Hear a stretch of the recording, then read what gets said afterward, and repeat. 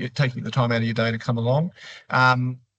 We've got a really interesting presentation this month from 3 representatives from Transport for New South Wales, speaking on the design of roads and streets.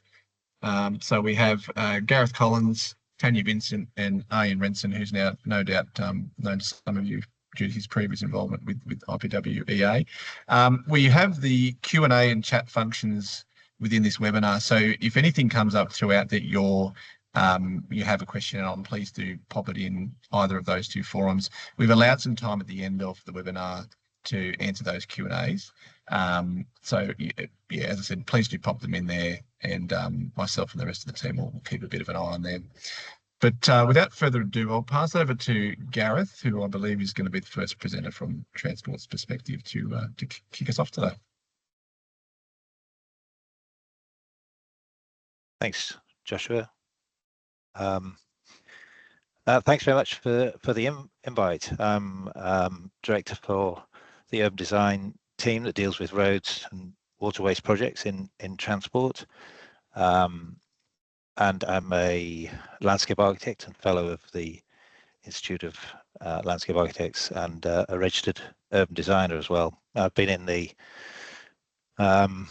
transport space in New South Wales government for nearly 25 years, starting in RTA and currently in Transport for New South Wales. We've long wanted something like this. We've had Austroads Part 13, which talks about roads as connections and access. And with the movement and place framework that was developed a number of years ago, it's enabled us to think about a guideline document for all roads and streets.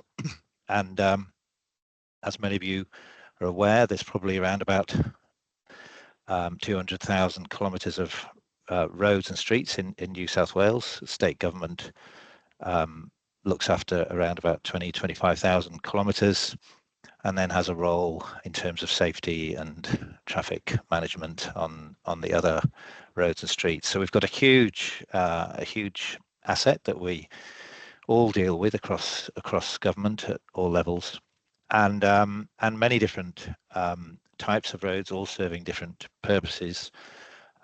Roles in our environment, our built environment, roles in the economy, and in people moving around New South Wales.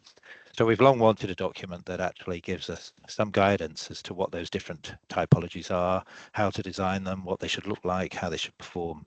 So finally, with movement and place, we have that capability to produce this document called Design of Roads and Streets.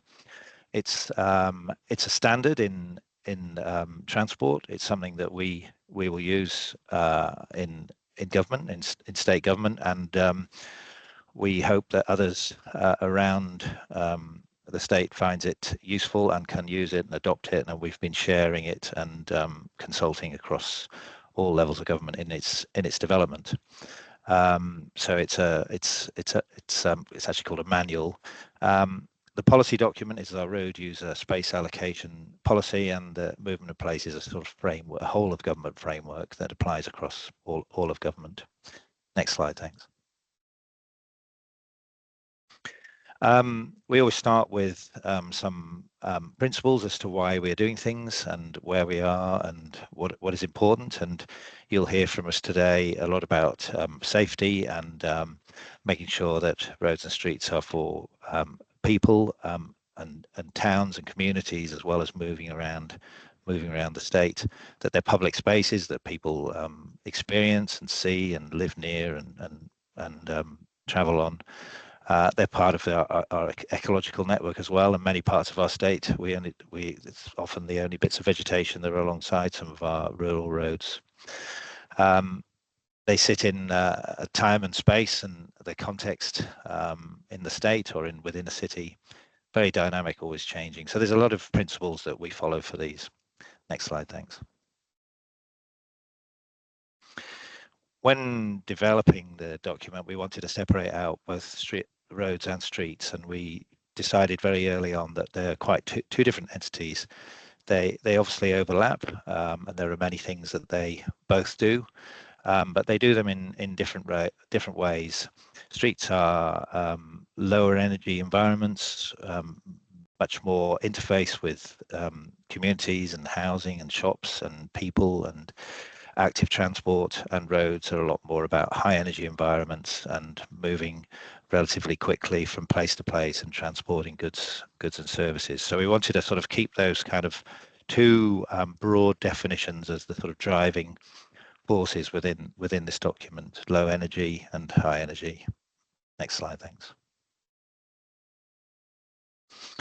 And we wanted to make sure that we were thinking about the context of the state and all the different places and environments and landscapes and towns and densities of towns that sit within it. So we we have a range of typologies that respond to that context.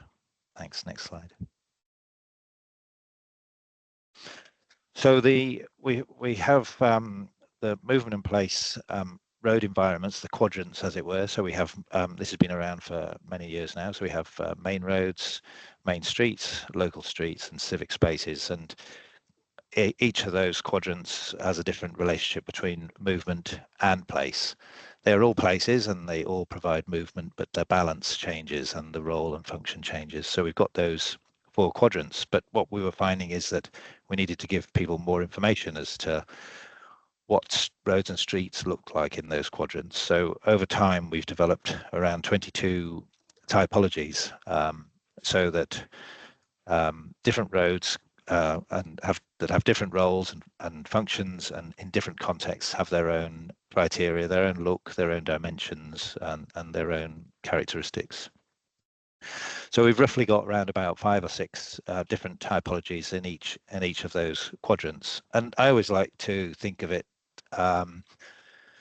as if we're talking about buildings in a way. There's a sort of a great variety and diversity of roads and streets in the built environment, and just like there are different buildings that serve different functions, from housing to hospitals to schools to shopping centres. And over the years, we've found ourselves in transport talking about a road and not being able to define it any further than that, having confusion in project teams as to what the scale and size of that road, the volumes, the speeds, how it should look, how it should flow across the landscape, or how it should sit in the city. So having these typologies gives us a type of road or street that we're working on that we can all agree as a project team. So it's part of our brief. Of course, there's a sort of whole myriad of different subdivisions and hybrids of all these, and roads can change along their length as well in terms of typology, and there can be many different subsets, but these are sort of some broad ones which we hope gives planners and designers and engineers a good scope to start with. Next slide, thanks. And there's a few other aspects to the manual that we talk about, and that this transport varies depending on whether it's in the urban centre or peri-urban or in rural situations, and we fully understand there's a more higher need for the private vehicle in spread out rural areas where people are travelling to and from country towns, but then there's buses as well that help perform that movement function. Freight is very important across these broad regional and rural areas, and then as towns and cities get denser, then other options like light rail and more buses and active transport becomes important, and then right in the centre of towns, walking and cycling and other options are much more prevalent. So we recognise that the state and our context have different needs and different forms of transport. Next slide. And that each of these typologies will vary as you travel through these different urban to rural spectrum of context. So they are a typology in their own right, but they will vary depending on where they are and what's around them. Next slide, thanks. And we want to move us forward into thinking about roads and streets as part of our built environment, part of our landscapes, part of our towns and cities, not as separate conduits for traffic and movement, but actually public spaces. So we want to move from thinking about a road as this a number of lanes with traffic along it, but actually thinking about it in the below section as a place where people are, that buses travel, that active transport is important, that people need to wait for buses and people sit outside cafes, and active transport's important, and cycling and walking. So that these roads and streets are actually part of our, and a very important part of our built environment, and they actually make up a lot of what we see. Next slide, thanks. That applies in urban areas as well as more rural and peri-urban situations. So we have perhaps an old way of thinking about motorways and principal arterials as these traffic corridors, but actually they're still a part of our built and natural environment, and the needs of cycling and vegetation are just as important, although there's more separation in these higher speed environments. So we're moving from traffic design to urban design in all these situations. Next slide, thanks. And with this manual and this guidance, which you'll hear more about now, we just want to remind people that good design doesn't just come from these documents. It comes from good designers and thoughtful people using them and using the information and the examples and the requirements in a sensitive, careful way for each different situation, so that good design comes from this document and good designers. Thanks very much. I think Tanya is in the building. Over to you, Tanya. Thank you, Gareth. Thank you for the invitation to speak today. My name is Tanya Vincent. I've been in transport for just over 10 years. I'm a registered urban designer, work on capital projects, street projects, precinct projects, and have been involved and an author of this document for a few years. So you start the next slide. I'm going to take you through 7 innovations that you'll see when you get into this document, or if you use the website. And the first innovation is the emphasis that it gives to working at multiple scales. And it uses diagrams like this to explain that. If you look on the left there, you'll probably recognize a sort of the current sort of sequential top-down approach that's been very common in transport planning for a while, whereby planning starts at the big scale and sort of works its way through all the scales all the way down to somehow the construction and the delivery at the end. And what this document and Movement in Place emphasises is the value of working at a more synchronous multi-scale approach, whereby, for instance, at the planning stage, that all the scales are considered and investigated. Now, that doesn't mean that you have to stop and design everything down to 1 to 100, but that there are methods, sketch methods, concept methods, typological methods, to explore the consequences of even the large-scale thinking. So that diagram on the right there is an example of how this approach was used through the project stages of a project involving streets and roads. It's actually the Parramatta Lightwell project, but it doesn't really matter what type of project. What it's showing and giving an example of is how there are design methods and design documentations that can be used to explore all those scales. And what it means is that as the project progresses, that there are less surprises when it actually needs to be detailed design and built, and then obviously operated, and that operation then meets the expectations of the big network hopes and commitments that were made. So that's a really important conceptual emphasis in the document, is working at multiple scales. Next slide, thanks.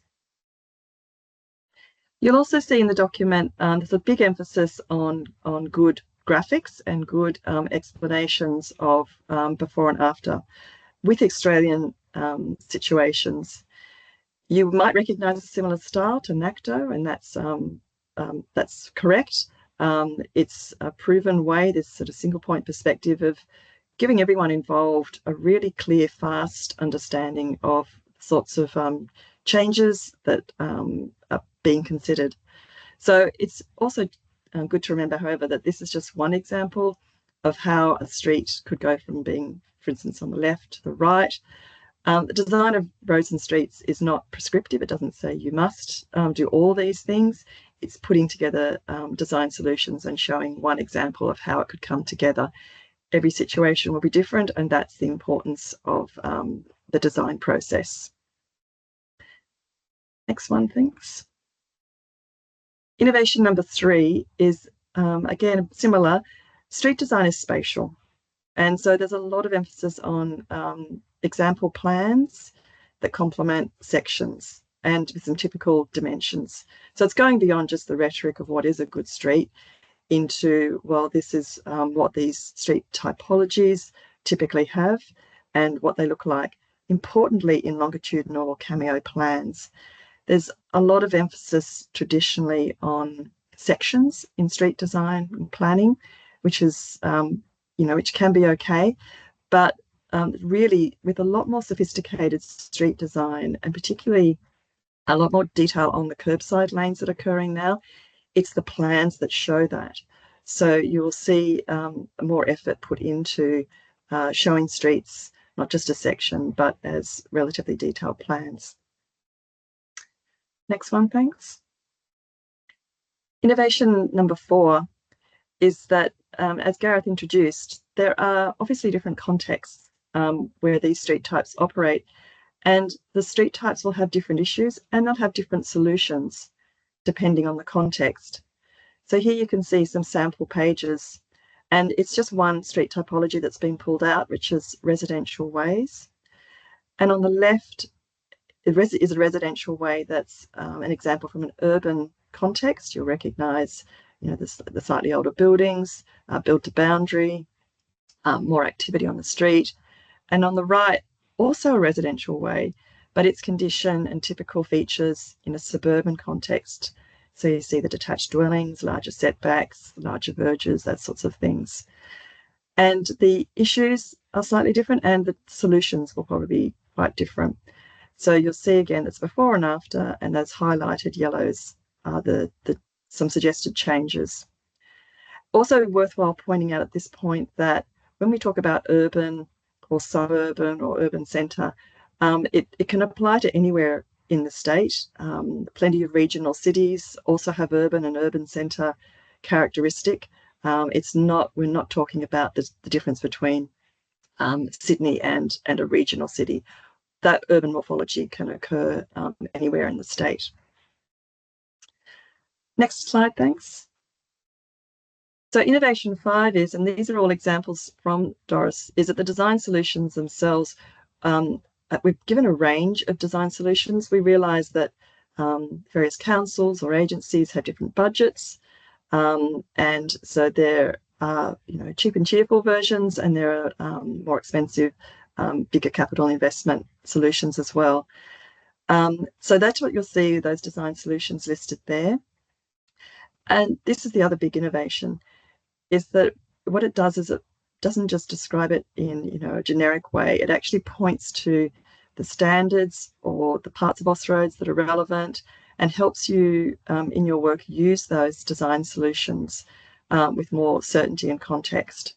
So it's giving hopefully people more confidence to apply the solutions. Next one, thanks. This is just following on from that. The PDF is very good, but the website has been designed quite cleverly so that if a design solution looks like something that might apply in your project or your planning, click on it. And it's another way to investigate that design solution with various sorts of applications and more detailed considerations on its actual construction and rollout, things like drainage and species and more technical details. So it points to those things. We'll carry on. Thank you. The 6th one is this version compared to the very first version. We've realised that where the interventions are most common in this sort of street work is at the intersection. So there is a new intersections chapter, and it follows that same format. It points to some of the common issues and then design solutions.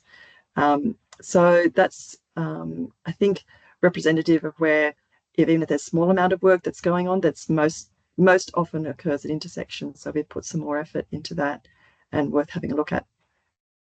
Next one, thank you. And finally, this innovation, I've been involved in street design guides for quite a few decades. And I think what's really distinctive about this one is that it assumes people like you and people working in the industry, we already know the theory, we know the why streets are important and why it's good to have good streets and well-designed roads. So there is more focus on the technical how and pointing to people to the sort of very rich ecosystem of standards and policies that are out there that can enable that to occur. So hopefully charting that course is easier now with this document. So with that, I'll pass over to Ariane. Thanks for that, Tanya. Thanks, Tanya and Gareth, for the introduction. I'm very happy to be back. Before I joined Transport 3.5 years ago, I was in Joshua's position, managing the Roads and Traffic Directorate. So, like I said, good to be back. One of the reasons that I really enjoy working for Transport for New South Wales is that it gives me the opportunity to really redefine how we look at roads and streets.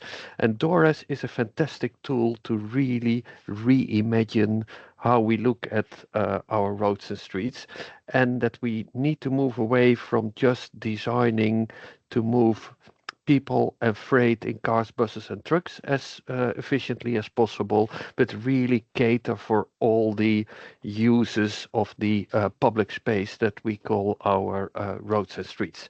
Can I go to the next slide, please? But before we go into a bit more detail about sort of design guidance that you will find in DORAS, let's talk a bit about safety. When we look at what's happening on our roads and streets, we have basically 3 safety approaches. When we look at health and safety, that's mostly at the work site, our safety tolerance is absolutely 0. Everything that happens is investigated. If there is an incident, if somebody gets hurt or somebody gets killed, we have all sorts of processes in place. The safety tolerance is 0.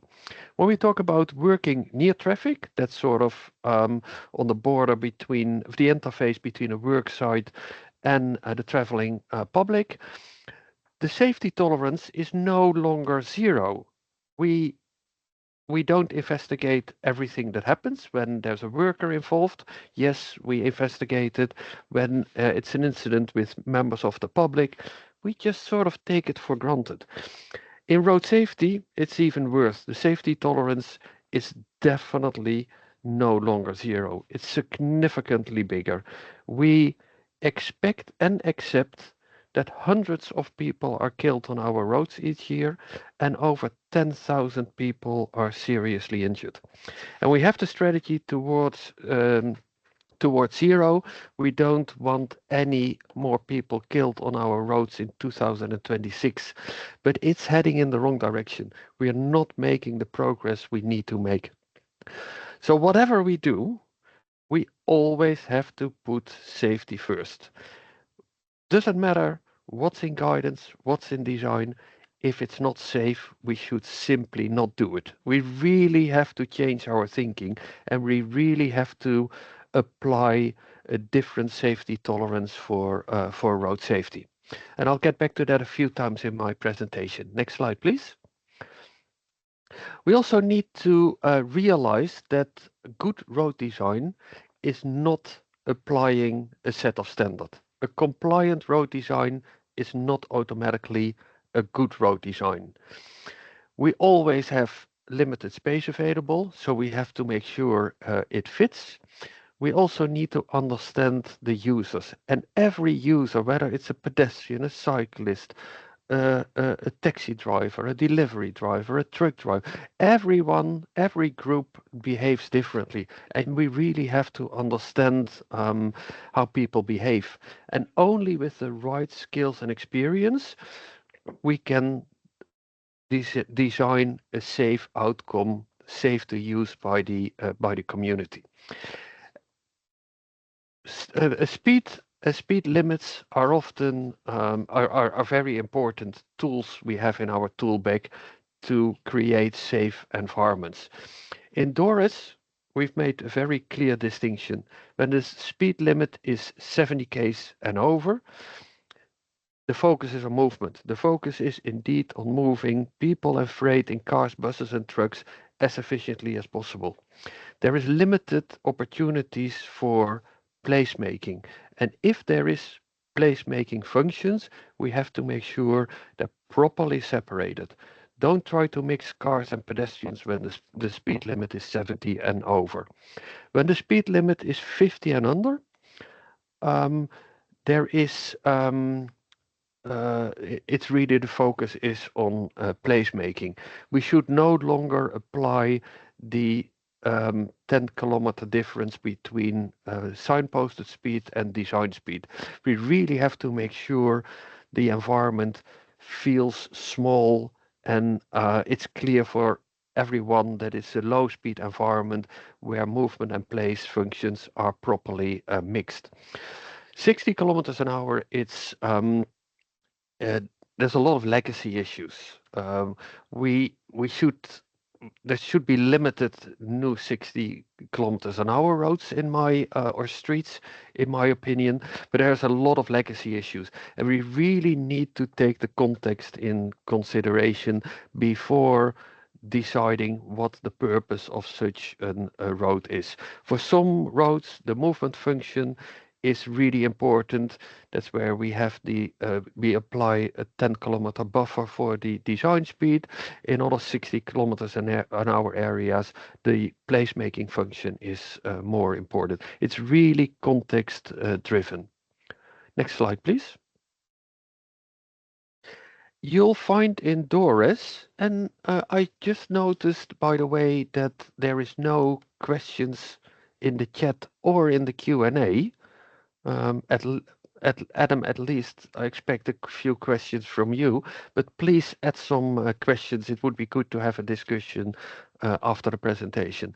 But you'll find a lot of engineering parameters in Doris for all 4 quadrants, for the main streets, for the main roads, the main streets, the local streets, and the civic spaces.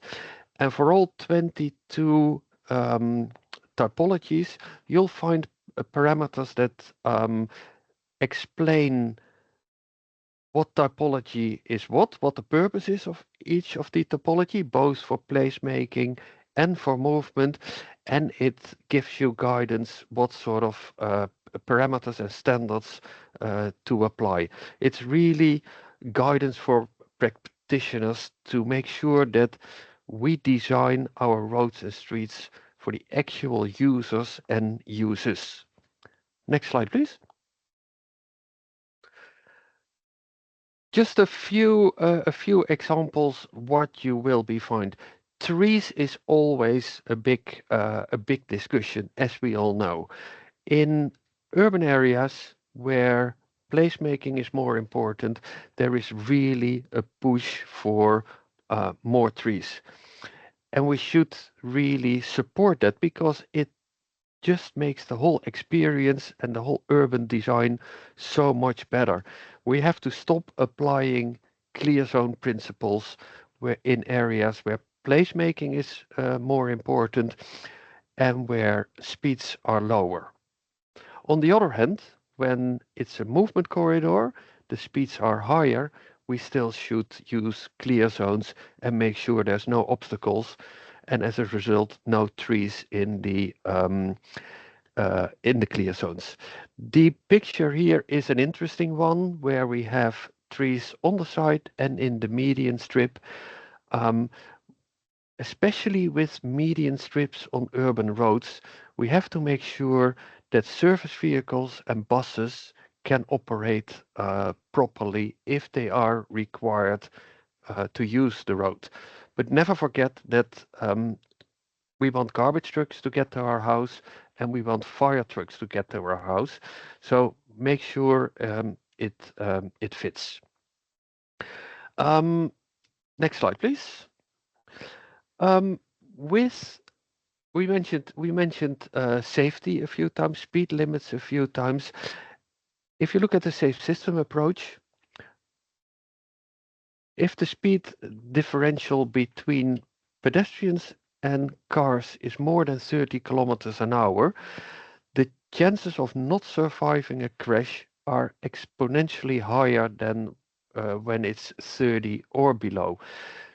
So we need to challenge speed limits. And I understand that transport can be difficult to deal with when it comes to challenging speed limits, but we have a new, very clear speed zoning standard. If the speed limit is inappropriate for the environment, the first thing we should do is really look at adjusting the speed limit, challenge the speed limit. Don't start implementing engineering solutions for areas where the speed limit is too low. I see too often that we think that it's too difficult to challenge and change the speed limit, and as a result, we often use inappropriate engineering solutions. In areas with a significant place-making function, that's the first thing we should look at. And in DORAS, you'll find a lot of other ideas, temporary, more temporary solutions. You can use it as a trial or just as an easier, less expensive fix. There's also some more some more sort of more expensive longer term, like the raised platforms, roundabouts. And with roundabouts, think about what it means for the actual user. Because if you look at the road rules, pedestrians have to give way to vehicles leaving the roundabout. So in an area with a lot of pedestrians, think about it and think about whether or not pedestrian crossings or cycleway treatments are appropriate to really, again, cater for the actual users and uses of the space. Next slide, please. Lane width is always a huge discussion, but we have to move away from a default lane width of 3.5 meters because that's just not appropriate in lower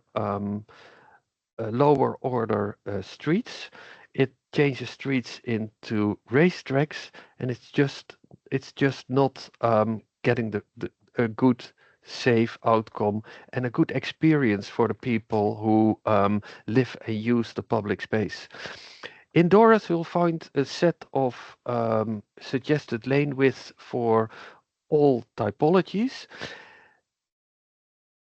And with these lane widths, we also made sure that we cater for garbage trucks, for buses and vehicles alike. That leads to the next question: what check and design vehicle should we use? And if we choose the wrong design vehicle at the start of a project, we will always create an average outcome because everything gets too wide, intersections are too wide. And especially in lower level streets, a check vehicle can use the whole area. They can cross lines.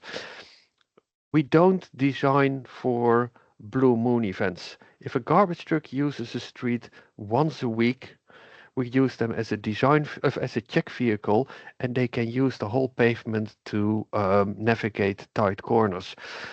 In urban areas in regional New South Wales, yes, we have town centers where B doubles or road trains still go through. They don't have to be able to turn left or right on every intersection. We really have to be smart when we pick design and check vehicles. And lastly, we have a walking space guide, and it really gives you a lot of guidance how to better design for pedestrians and what sort of treatments to use to better cater for it. Next one, please. This is my last slide. What does it mean for transport and what does it mean for local government that we've published DORAS? When we talk about main roads, again, purpose of main roads is moving people and freight in cars, buses and trucks as efficiently and as safe as possible. We all use Ostroads as the standards. There's really limited use to limited opportunities to use DORAS to challenge these standards, because these are high speed, high energy environments where we just need these standards. When it's a main street, when it's a state road and it's a Transport for New South Wales responsibility, our standards are still the Ostroads Guide, Australian standards, our supplements, and our technical directions. That's a temporary situation, but currently we need to use DORAS to challenge our standards to achieve a better outcome. For local government, we really invite you to use DORAS as design guidance or to inform your own design principles. Local streets, civic spaces, Ostroads are not really suitable. I would also say that the safe systems approach is maybe less suitable to really create a safe outcome in these in local streets, civic spaces. And DORAS, we should all use DORAS as design guidance. In one of the first slides that Gareth showed, he talked about legislation, the Roads Act, the Council Delegation Instrument, and the likes. We are updating the Roads Act, we are updating the Council Delegation Instrument, and there will be a greater emphasis on using DORAS as a guiding principle to design roads and streets that are actually designed for the actual user and users, all with the purpose of achieving a better outcome and delivering a better public space that we call roads and streets. Thank you. That's all.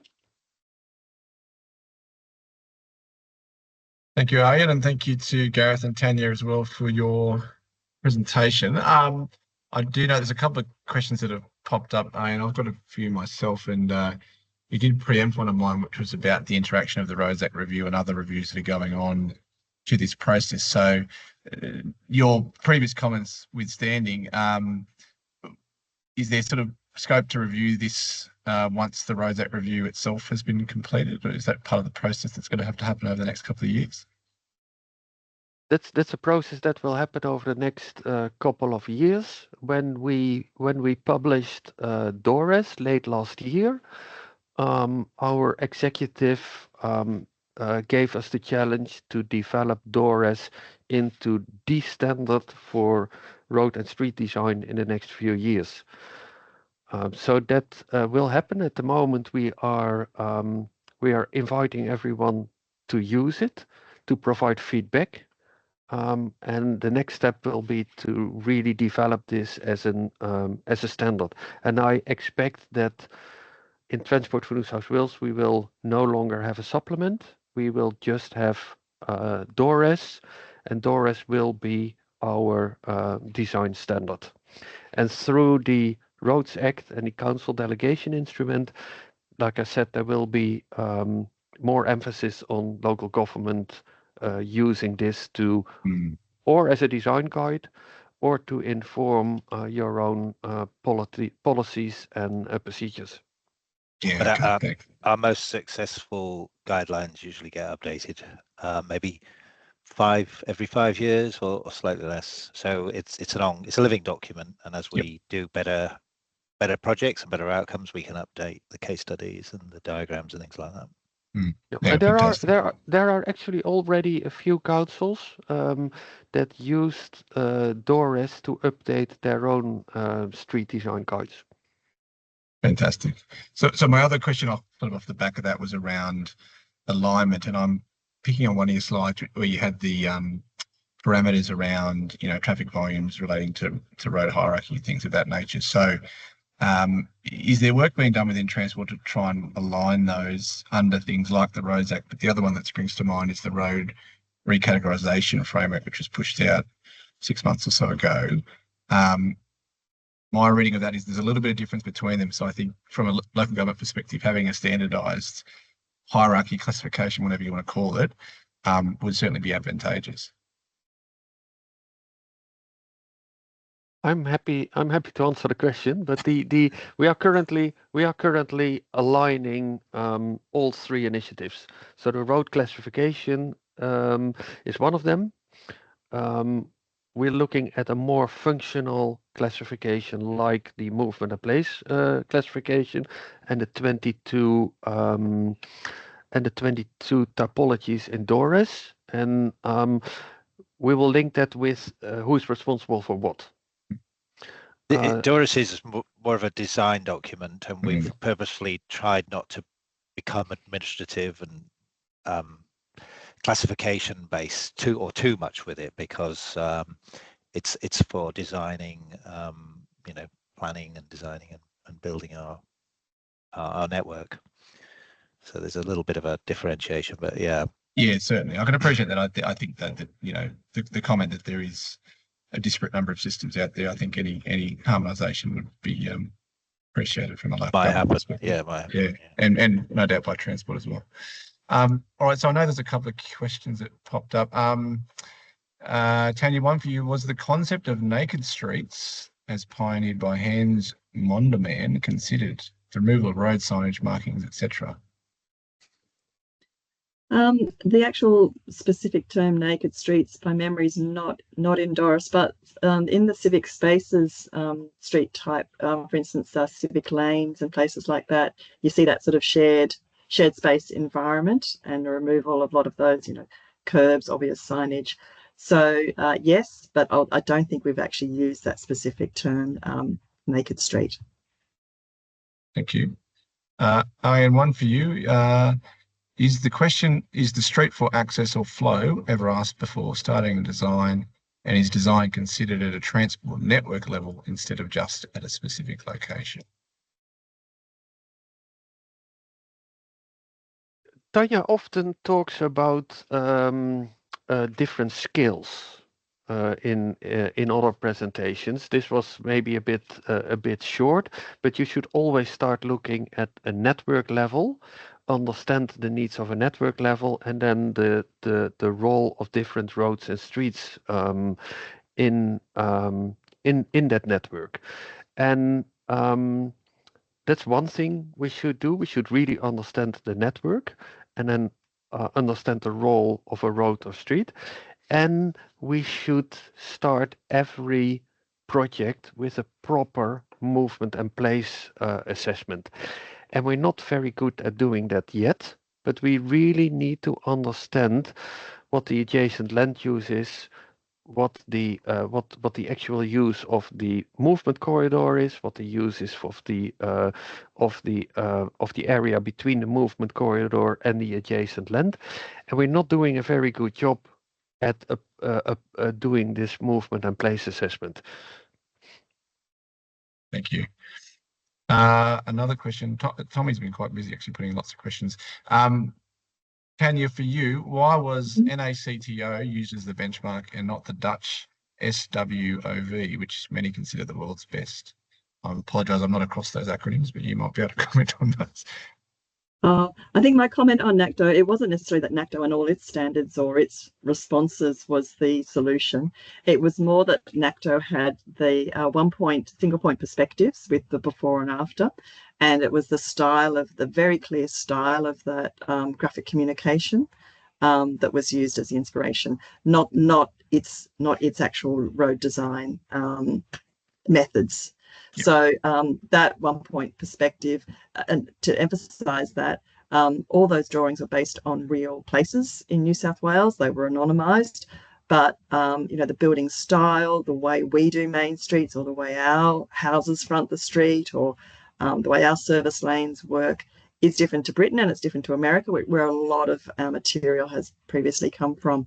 So to Australianise those contexts to help people recognise more accurately what context they were in, I think is the innovation that I was pointing to there. Yeah, I think we've got quite a unique document, as you say, Tanya. I think it's come out of our needs, our context, and how we do things, and I've not seen anything like it. Gareth, one for you. Often local government only have traffic engineers designing streets who might not fully want to adopt DORIS. What can the public do to get local government to adopt DORIS standards? They can write to their local politicians and councils and say, there's a great document out there that's unique and written specifically for New South Wales, and you as a council should use it.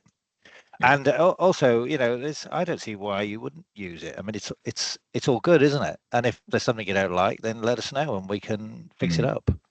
What's the harm in it, in any of it? Fantastic. Now there was Adam must have heard your comment, and he's put in a comment himself here. Great that there is an emphasis that we do not apply standards. There are different treatments necessary for each situation, and far too often treatments are applied out of context. So I think it's more of a comment, but I don't know if anyone wants to follow up on that. From hearty agreement. I was going to say, Adam, I think that's exactly what, you know, the breakthrough of this document is there's not one way to solve a problem or one way to do a destination high street or a connector or whatever it is, that it is context specific.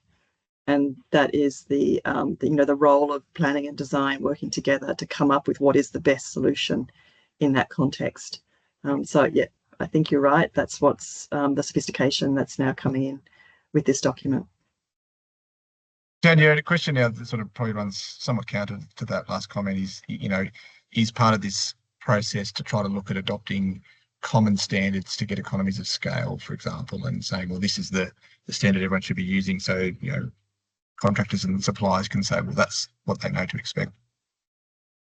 Well, I think, you know, things can be standardized, and that's that sort of economies of scale. And I suppose what the typologies offer us is a common language. So that, as Gareth was saying, rather than just saying us street or up road, you know, now the industry's got a much more sophisticated way of knowing, oh, we're working on an XYZ. And from that, there are probably, you know, standardized responses that are more common.